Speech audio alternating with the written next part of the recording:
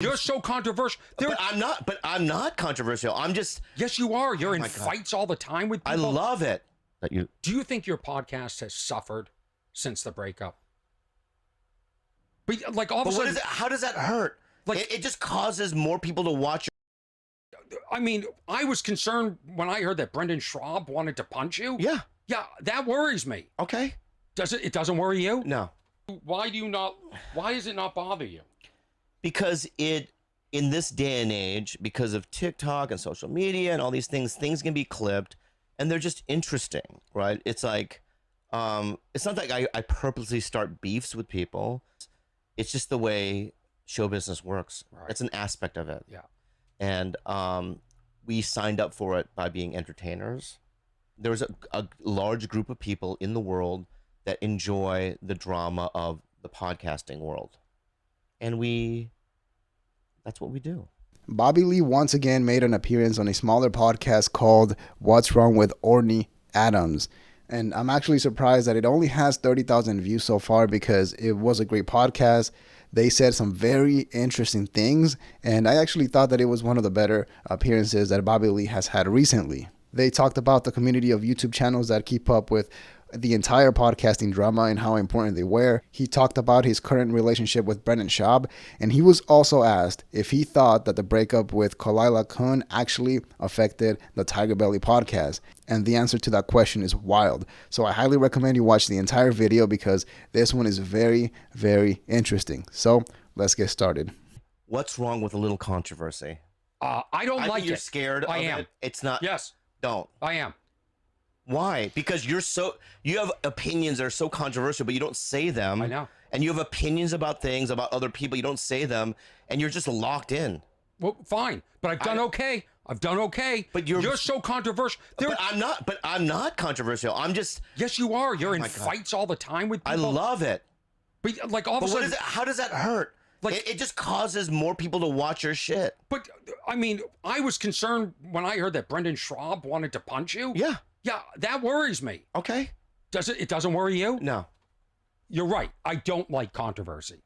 Yeah. I don't. It scares me because I'd rather wake up and not have to be confronted by all these things in life. Do you know what I'm saying?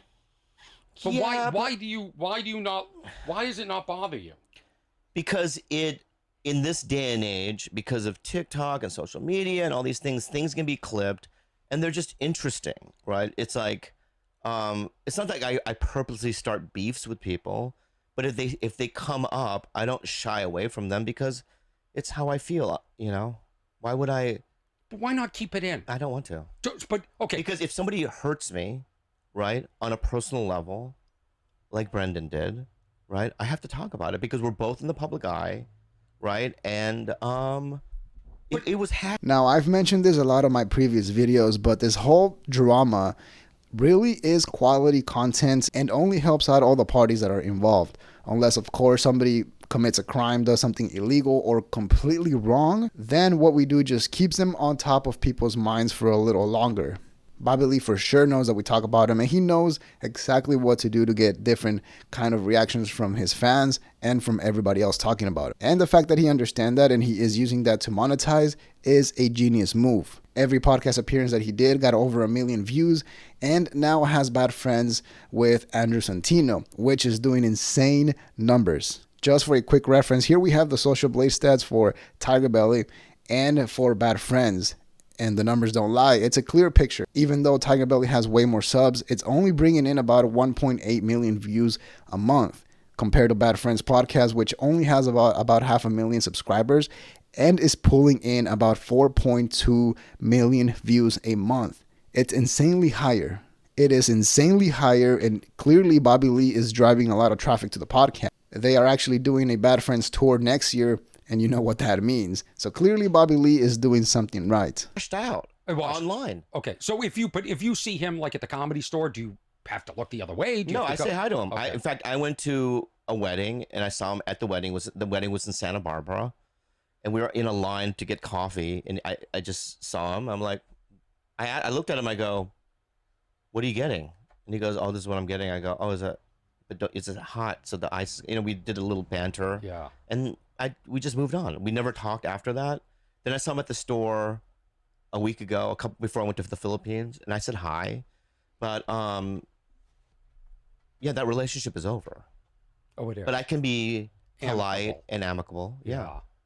Can we What- talk? What did he do? I don't know what he did. I don't. Do I want to know? Like, it feels like in order to be at the top of the comedy podcasting game, you have to have feuds and like a storyline with other podcasts. Am I right? Like, should I? Well, let me just say it on a bigger scale. The Chris Rock Will Smith incident with the slapping, right? It just puts them in a different level in terms of it's a story. It's interesting. It's interesting. It was the number one thing that people talked about. It's controversial. People are still talking about it, and then people add on their opinions. It's just the way show business works. Right. It's an aspect of it. Yeah. And we signed up for it by being entertainers, and I do it on a more street level. I'm not that mainstream. I do it. Bobby Lee mentioned that his relationship with Brendan Schaub is done, but there is something very interesting that I've actually talked about in my previous videos. In my opinion, I do think that Bobby Lee benefited the most out of everybody that was involved in the Brendan Schaub, Kalila, Bobby Lee drama. Although the first few weeks were brutal, now that time has passed, I think he is really in a way better position than he was before. He was able to get massive support from his fan base, exposure from Ethan Klein, Brendan Schaub, and the Fighter and the Kid subreddit, and was able to end a long and tricky relationship with Kalila Kuhn. You can argue that it did end in the best way possible. Maybe in a way, somehow, Brendan Schaub unintentionally saved Bobby Lee's life. And if you are enjoying the video so far, please hit the like button and subscribe to the channel.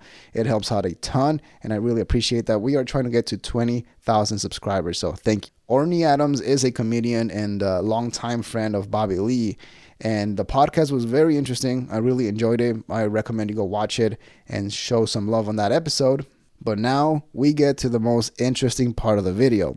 This is when he was asked if he thought that the Tiger Belly podcast, was affected at all by his breakup with Kalila Kuhn.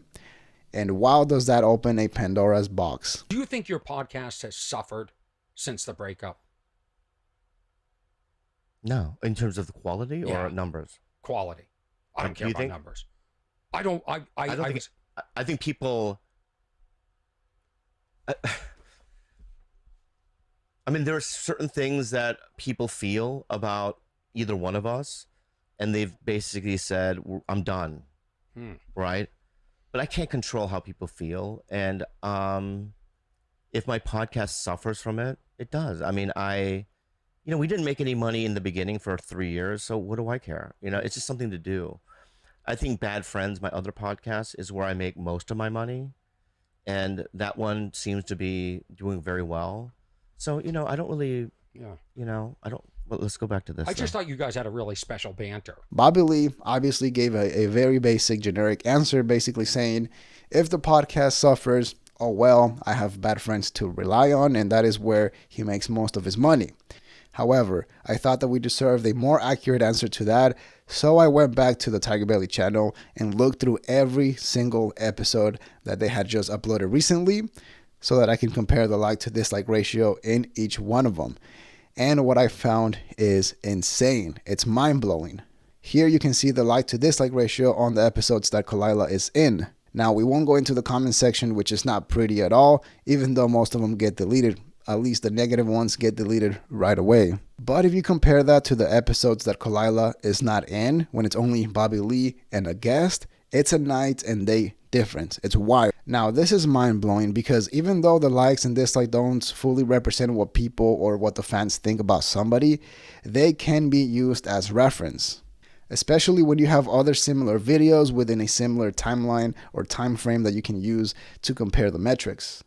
And from what I'm seeing here, essentially people don't like the podcast whenever Kalila is in it, which is crazy. And now, if we take a look at the Social Blade stats for the Tiger Belly podcast, here we can see that they have only gained 4,000 subscribers this past month, and their views have actually decreased to about 1.8 million views a month. if you compare that to Bad Friends podcast, which is completely crushing it and is pushing insane numbers, here you can see that last month, just last month, they got over 17,000 new subscribers.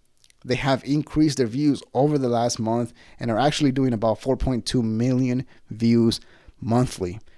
That is a huge difference. But let me know what you guys think in the comments below. And if you made it this far, again, please hit the like button and subscribe to the channel. It helps out a ton. You have no idea, and I really appreciate that. And if you dislike the video, let me know as well. But that's all we have for today.